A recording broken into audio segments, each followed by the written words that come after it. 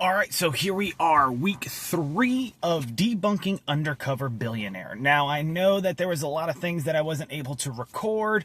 That was mainly because, well, when you're working, driving for Lyft or Uber, your car breaks down or wears out more quickly. Thank God my car did not break down. I got preventative maintenance done, the oil change and everything that I got done, I think week 1 or week 2. Now, within week 3, I noticed my tires were getting a little low, so I had to do some shopping for tires. Now, there are different places you can go. You could go to Discount Tire or wherever. I simply did a Google search and looked for the cheapest tires that were effective with my car, and I found some at Walmart. So I ended up having to work a little bit more so that I could buy new tires so that I could go ahead and continue to make money. Now, those tires will last me a hell of a lot longer, right? Because you have to remember, I started off with what I had, and the tires I had were already worn down, not only from traveling, but also from working. Now, when it comes to, finding, a network and things like that, you can go ahead into Google, or you could go onto social platforms like Facebook, Eventbrite, and there's another one, Meetup, and they have networking events. Now, depending on what you want to do, all you have to do is look at networking. If you want to be more specific, maybe you cook, maybe you clean, maybe you DJ, maybe maybe you're a starving artist, whether that's spoken word, freestyling, emceeing, so on and so forth, etc. Look for those opportunities on those platforms and then put yourself in a vicinity or position in order to, well, not only network, but possibly get put on, as they say, right? Or get identified as an individual that's in that group. And then maybe somebody will speak to you that will go ahead and not only encourage you, but bring you up with them and introduce you to more people so that you can start putting money in your pocket doing what you do best. Now, in week 3, I really focused on not only getting to know the area because of where I'm at. It's an area within North Carolina called the Triangle. So you have Raleigh, Durham, Cary, Chapel Hill, and all these other places. There's a lot of colleges, which also means there's a lot of businesses here because, well, with a lot of colleges, not only does that bring diversity, but that brings a lot of people and attention. And then, of course, you have holidays and, well, kids in college like to have fun. They also like to go out. They also like to drink. They also like to dance. They also like to, woo the opposite sex or the same sex, whatever the case may be, and go on dates and things like that. And because of that, they need venues to go to for entertainment as well as relaxation, so on and so forth. So maybe you always wanted to open up a coffee shop. Make sure it's unique, right? Make sure it's not a replica of Starbucks or whatever the case. It can have Starbucks qualities, the appearance, so on and so forth, the atmosphere, the Wi-Fi, etc. However, make it unique and make it personal to you so that way you differentiate yourself from every other business, right? There's a reason why not every car or every person has the same tests, the same story, or the same build. And that's what makes it different, and that's what brings people to that thing, right? So whether you like Mercedes, whether you like Mazda, whether you like BMW, Honda, Hyundai, Kia, so on and so forth, everybody has their own flavor of not only what they could afford, but what they like and enjoy and what is reliable to them. Some places close at 11, so yours maybe closes at 1. Some places close super early at 7 or 8, so maybe you stay open till 10, so on and so forth, right? Some places don't open up early. So maybe you open up early so that you can get the workers that are going into work, their coffee, their food, their breakfast, whatever. In New York, we had delis all over the place. We had a place called Bagel Plus, which was not only a deli, but, they made the bagels right there and they were fresh, so on and so forth. And that thing was always packed. Not only did they do the sandwiches there, like, lox with fish and things like that, cream cheese and jelly bagels, etc., this, that, and the third. But, once you get the gears turning, you can start, applying these things. Now, remember, I already shared the ChatGPT prompt. All you have to do is tweak it just a little bit to what it is that you do, and then have it ask questions to get you from point A to point B, and then you make it to point C, right? So, you got to baby step it week by week. And TV shows, they expedite everything, right? Because you have to remember, in Undercover Billionaire, I think it was 90 days. You're not going to see everything that happens every single day. They show you small clips and snippets so that, well, we have to make it entertaining. Not everybody has all that time to watch it, so we have to make shorter versions and condense, as Tony Robbins would say, decades into days or months into hours, or hours into minutes, or minutes into seconds, right? The same energy it takes to build something large is the same energy it takes to build something small, right? Think of a snowball, right? The snowball effect, obviously, when you start a snowball, it starts off small. Yes, you're burning a lot of energy in the beginning. Maybe you want to get it to a certain size quickly, so you move quicker. Just like going to the gym, you move faster in the gym, you burn more calories. But that's also going to take away from your oxygen supply, which means your muscles are going to get burnt out very quickly when you're trying to do repetitions with heavy weights, etc. However, over time, your muscles learn to become more efficient. It trains the mitochondrion, which also creates ATP and everything else. So train the machine, train the body, train the people, train yourself, and then over time, your body, your brain, your business, your life, your mission, whatever, grows exponentially. Why? Well, because over time, right, in the beginning, you're burning a lot of energy, you're wearing a lot of hats, but as the snowball gets bigger, you're still burning a lot of energy because the ball got bigger and it weighs more. Just like going to the gym, just like building a business. If your business grows, you have to hire people. When you hire people, yes, you're burning more energy, you're wearing less hats, but now you have to do people management, right? So take this into account when you're doing stuff. Now, you can do things like mergers and acquisitions and go out and buy a business from somebody that, doesn't have anybody to give the business to. And that's another way of growing yourself. But make sure you know what you're doing, because if you buy a business, right, and you don't know what you're doing, you're going to go out of business, right? That's why I say start small, then work your way up. Now, if you came from an industry where you did wear many hats, or maybe you're a former entrepreneur and you kind of have an idea, then take the leap of faith, right? That's just an Assassin's Creed quote, but take the leap of faith, right? Sorry, I'm a huge nerd. So take the leap of faith and go out and do it. What's the worst thing that can happen, right? The worst thing that can happen is, well, you end up back where you started. Well, at least you learned something and you could get yourself off the ground quicker, right? It's just like, riding a bike. You may have not rode a bike in a while. You may have not driven a car. You may have not gone to the gym, but you know the exercises to do to get you to where you need to be. You know how to maneuver a vehicle, and you know how much weight you can actually support and lift with proper technique, so on and so forth. Similar to martial arts, right? I mean, if you look at a steering wheel just looks like an everyday thing, but if you study jujitsu, right, you have your side, right? There's a horizontal bar that goes across, right? And it looks like a T, right? Same thing with the body. You have your armpits and the groin, so on and so forth. So once you start applying and making these connections with everything else, life becomes a little bit easier. Now, there's going to be pushback. Don't think there's never going to be pushback, because what happens when you're pushing a snowball and it gets bigger? Friction happens. And when friction happens, that's the pushback. So you still have to burn that energy in order to get to the place where you want to be, or where you achieve to, where you want to achieve. Now, as you grow, you're going to need assistance. Now, there's different ways of doing this. You can apply leverage to grow the snowball, right? You can take a lever, so on and so forth, place it underneath the snowball and start to push it that way, because it gives you more leverage, reducing the amount of force or weight or power that you need to put into it, or the energy that you need to put behind it. And if you have a fulcrum, you'll be able to do so, right? Think seesaw. Now, when you're building your business and you have leverage, whether that is human capital, meaning you're bringing people into your business and you're paying them now you have to figure out how to not only maintain but still grow the business while paying them, paying yourself, making sure you're keeping up with overhead, or what's known as upkeep, right? And then, of course, on top of that, if you're planning to grow, how do you put money aside or use leverage, other people's money, going to the bank and leveraging assets, in order to obtain funds, in order to acquire another business that's similar to yours so that you can grow exponentially quicker.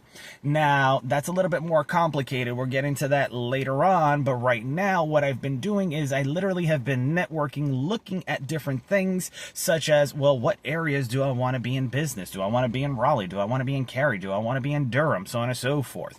And driving Lyft and Uber gives me the opportunity to use other people's money and network and get to know the areas and the individuals that I will be involved with that would be either doing business with me or coming into my business, whatever business that is.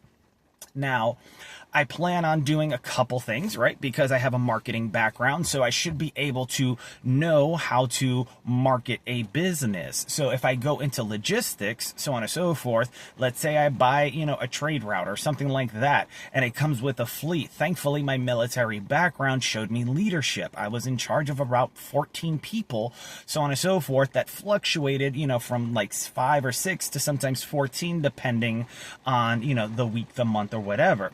But I was in people management at that point, right? But I still had to work my way up. Now, the same thing applies later on in business, right? You have to work your way up. Maybe somebody's been pushing you to become a manager and you're like, oh, I can't take that because it's stressful, this, that, and the third. Life is only as difficult as you make it, and the world is only as small or as big as you think it is, right? If you think the world's a small place, it'll be a small place, so on and so forth. If you think it's a lot larger, it'll maybe encourage you to explore a little bit. And that's what I've been doing, right? Because yes, I'm in one place, but there's so much here. So why not explore? Why not talk to the people? Why not get paid in order to go ahead and drive around instead of burning my own money, so on and so forth, right? And then why not network or have a conversation with somebody in the vehicle, right? I said this the other day to one of the passengers I had, and I told him, I said, it would be one thing if I went to, like, let's say a bar or a restaurant or wherever or some random location and started speaking to people, because people would think I was crazy, right? Trying to talk to them, etc. Who are you? I don't know you, this, that, and the third. But if I'm your driver, right, and I'm providing a service, all right, and you just happen to be in my back seat and I tell you I just moved here, what are some interesting places? There's nothing crazy about that, right? Because, in actuality, you have to realize that people long for connection and they're more than willing to help if the situation deems that it's the right time. Now, what I mean by the right time is, well, let's take the restaurant or the bar or the library or the pizza shop, whatever the case may be, AutoZone, wherever you're at, right? You can talk to the employees. That's not weird or crazy, right? They're there to provide information. Just like I'm also there to provide a service, and, they have to get somewhere, right? Why not start a conversation and get to know somebody? Why not spark the idea of, hey, I just moved here, so on and so forth, etc. I'm looking for interesting places. Do you know of any? And then, of course, they'll be more than willing to help, unless they're more introverted and they say something like, well, I just stay inside. I don't really do much, this, that, and the third. That's perfectly fine. I've had clients get in my car and say absolutely nothing besides, hi, how's it going? And normally I'm the one that says, how's your day going, right? Just to see where they're at, right? But you have to genuinely care. People can feel when you're up to something, right? People can feel when you're BSing them, and nobody likes a bullshitter, and they could smell that from a mile away. All right. You have to be genuine. You have to actually care when you say, how's your day going? And not just say it because you're going through the motions or trying to get something from somebody, right? Have a transaction with somebody, right? How's your day? So on and so forth. Where are you from? Oh, that's awesome. I'm here. Let me tell you why I moved here. So on and so forth. The place I was at sucked. People acted crazy. They wanted to point and say this, that, and the third about veterans and this, that, and the third because somebody else painted a picture in their head. And then, of course, People will always judge a book by its cover. Now, if you look at people like books, right? How do you know what the book is about if you never cracked the spine and opened it up to actually read the pages? How do you know what the person's like if you never start the conversation, right? So think about it like that, and maybe you'll get a little bit more, and not only out of life, but out of others. Because there is a quote that goes like this: in order to be interesting, you have to be interested. And the only way to be interested in something is by, well, asking a question. However, the only question that is never asked is, well, what are you doing? What's your day like? How is everything okay? Genuinely care about people, and the law of reciprocity will normally kick in, and they might just start to care about you. Now, when it comes to building the business, right? When it comes to networking, make sure that you understand presentation is 9/10 of the law. If it looks like a duck and quacks like a duck, it's a fucking duck. Right? So if you look like a criminal, dress like a criminal, guess what? You're going to get treated like one. If you dress like a bum, look like a bum, it's going to be, why? Because as I said earlier, people judge a book by its cover. So make sure you groom yourself and find a way how, so on and so forth, right? Shave. If you like your beard, or if you like, whatever, make sure at least it looks presentable so that people, when you are presenting to them, cannot judge you based upon your outward appearance, but after conversation, make a judgment based upon your inward nature. Now, when people go out, they're normally scared to talk to the, other people that are around them. Why? Because life has showed a lot of people, whether it's social media, whether it's in person, whatever the case may be, that there are times where you have to put on a different persona. Here's the thing. If you're not yourself, right, there's going to be a disconnect, and you can see that when you go online and then meet people in person. Yo, I thought you had this, that, and the third. I thought you were doing this. I thought it was popping this, that, and the third. And then you realize it's not. Or, if you go to Hollywood, right? Everything looks great on TV. They decorate the area, they clean it up, it looks nice. But if you were to go to Hollywood in person, and I've even brought my family there, it's not as big as you think, nor as clean as you think, okay? Look at the Hollywood Walk of Fame if you ever get the chance to go there, and you will quickly realize that the illusion that has been presented on television doesn't match up to reality. And that's the same thing with Undercover Billionaire. I mean, think about it. You don't think if I had about 10 to 20 or maybe $50,000 worth of camera equipment, and I walked into a building saying that I was trying to rebuild my life, it would change people's ideology and the way, and their psychology and the way they would treat me, right? Because they don't want to come off as a bad person, and God forbid that gets broadcasted out to a lot of people, all right? So be yourself. Don't use the charade and the facade and so on and so forth, right?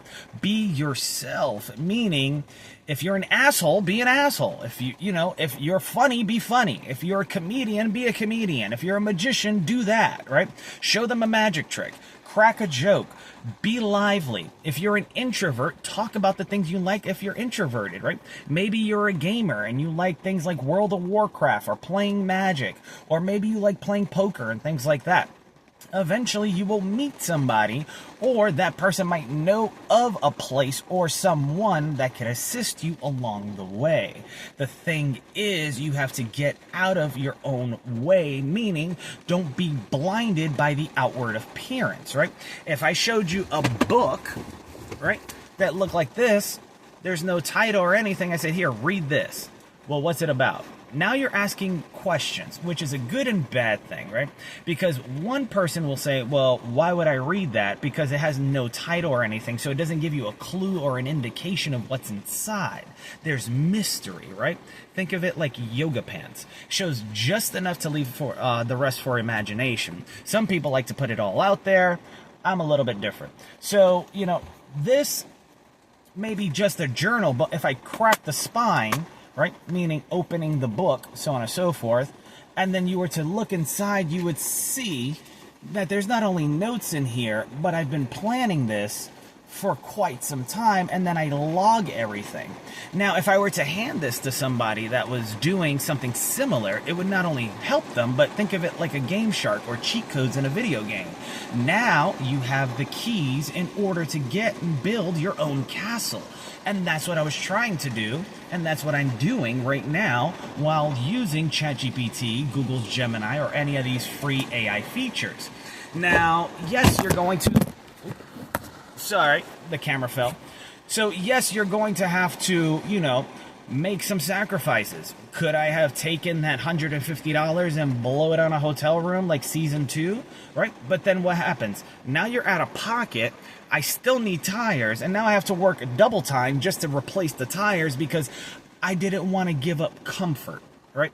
And most people don't want to give up comfort. So when they go to the gym, they'll lift weights, but they'll lift just enough weight to do and go through the motions instead of actually getting work done to make themselves better, right?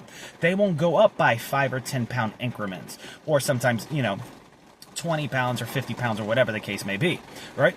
They don't want to do that, right? They'll just go through the motions, and then months down the line, they still look the same, but they say that they go to the gym, but they still train the same way. They don't really push themselves.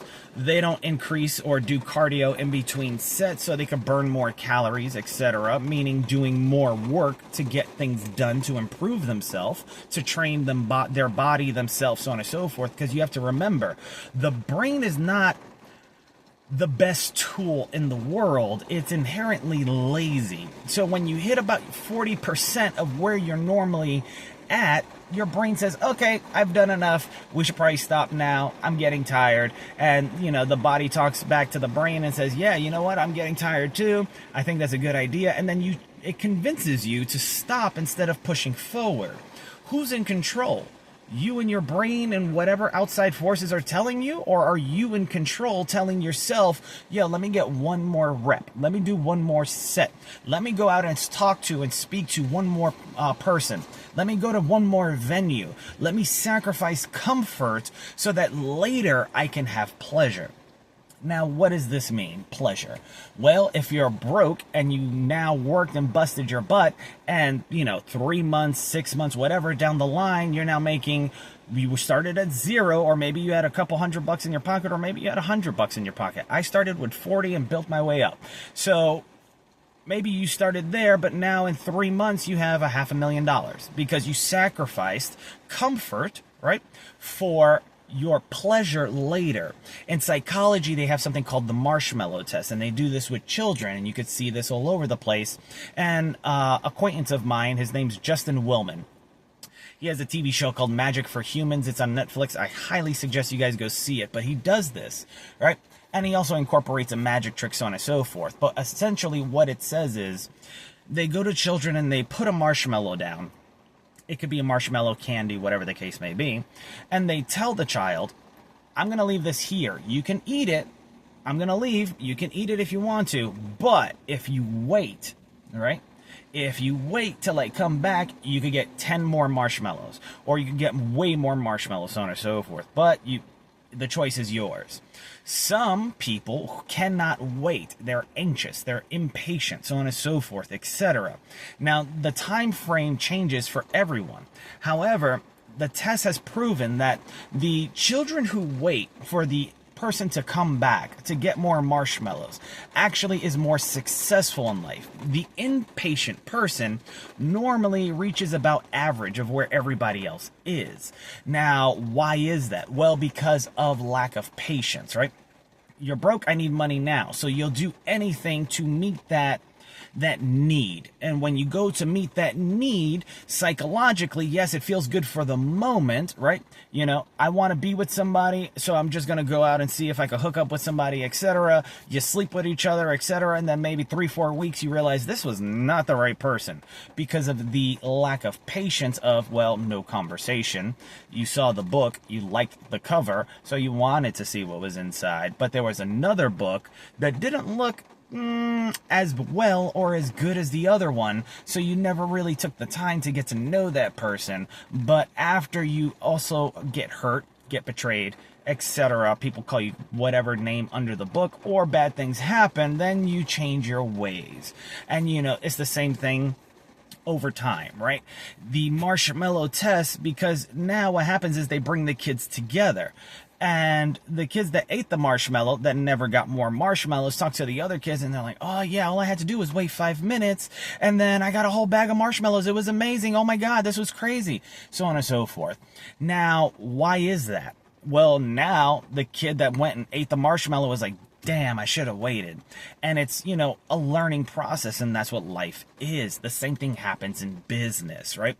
When you're in business, if you're impatient when it comes to making money, you'll try to cheat. Maybe you'll do illegal things. Maybe you'll embezzle. Maybe you'll forge documents so that you can get a loan from the bank, never pay back the loan, but it feels good to have all that money, never invested into the bank because someone's trying to be slick. And now you got caught up with, fraud and everything else under the book. Yeah, the marshmallow test actually works, and it pays off in the future. Now, if you are diligent and disciplined, you'll be able to do this for yourself. However, not everybody is disciplined. Not to say I'm the most disciplined person in the world. Lord knows I tried everything at least once.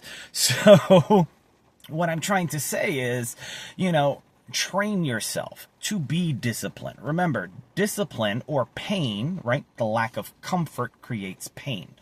So pain is weakness leaving the body. If you were to add just a little bit more pain, a little bit more difficulty, you may find out that you are actually stronger later on if you get to, that part, right?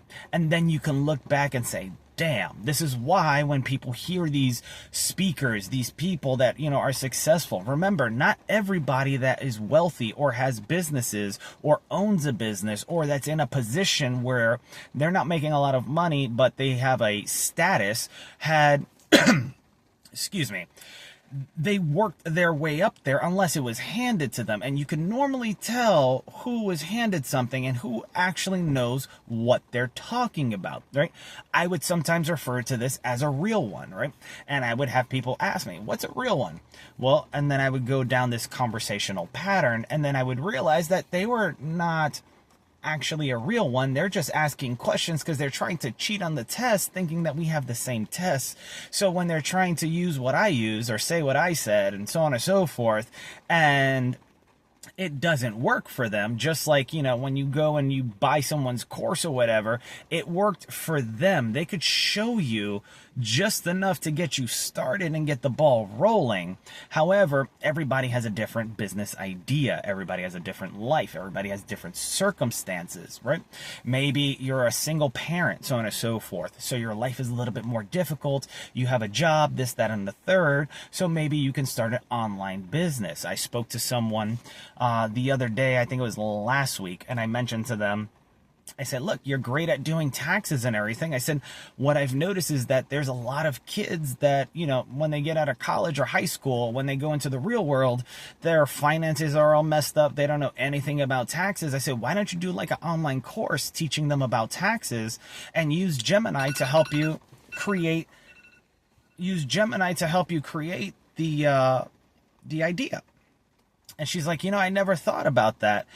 She goes, I use it for a lot of things, but, I never thought of it that way. And so I found out it was their birthday, so I ended up doing the prompt for them just to get them started. I started the snowball for them, just like I did in episode 1, where I showed you, the prompt and everything like that, so that you can see that I was actually doing it, but then you can tweak it for yourself. Now, because I was being nice, I already had a bit of a background because I took the time to be interested, which made things interesting. So therefore, I took a step further and I had some details in order to help that individual. Now it's up to them to put forth the energy, if they want to build that online business or online course educating high school and college kids, or at least that age range, on taxes, right? How do you pay less in taxes? Why are taxes important? Do you always have to, work a job, and then if I'm owning a business, or let's say you're young and you're running a business, well, what's the difference between debits and credits in business in comparison to personal debt? Well, it's backwards, right? And most people don't understand this unless they study accounting. In personal finances, you have debits and credits. Now, when you have a debit, that's a good thing in personal finances. When your account is in credit, that's a negative, right? In business, a credit is a positive and a debit is a negative. And these are the small little things that you have to pay attention to. So why not educate them on these topics? And so hopefully, they take it as a grain of salt and they learn to do it for themselves, etc. But they eventually will learn, and it not only benefits them and puts them in a better financial position, it also puts that person that's a single parent in a better financial position. You don't have to make buku dollars. Now, here's the thing. If you're doing this and you're advertising, right? Let's say you're doing paid social, I'm using marketing terminology here. Let's say you're advertising on social media, right? There's something called a client acquisition cost, or otherwise known as a CAC, right? How much does it cost in order for you to get a lead or a client, right? Now, when you're trying to generate leads, what you want to do is understand that if your price point is, let's say, $100, you want at least I would say about 10 to 20% of that to be the cost for your leads or your client acquisition cost, right? The client acquisition costs, or the cost for the leads, have to justify the price point, right? So if you're a real estate agent and you're selling $600,000 homes or plus, you can't expect to sell that to somebody who came in for $10. You might sell it to somebody, that you spent at least $100 to $150, maybe $300 on. But if you spent $300 or $100, right, on somebody, right? Let's say you spent $100, you got a person into the door, they want to do business, they're interested, and eventually you sell them something, right? That $100 now turns into, let's say, $100,000 or $200,000 or $300,000. Why? Well, because you took the time to become interested and you spent money, you burnt energy, right? Because money is like energy, or it's a tool, right? It has to be used eventually, right? If not, it just sits around and it's worthless. It does nothing. It decays, right? Just like your body. If you do nothing, you don't move it, there's a lot of bad things that happen. It causes heart disease. Your arteries get clogged. You gain weight, etc. Whatever the case may be. All right.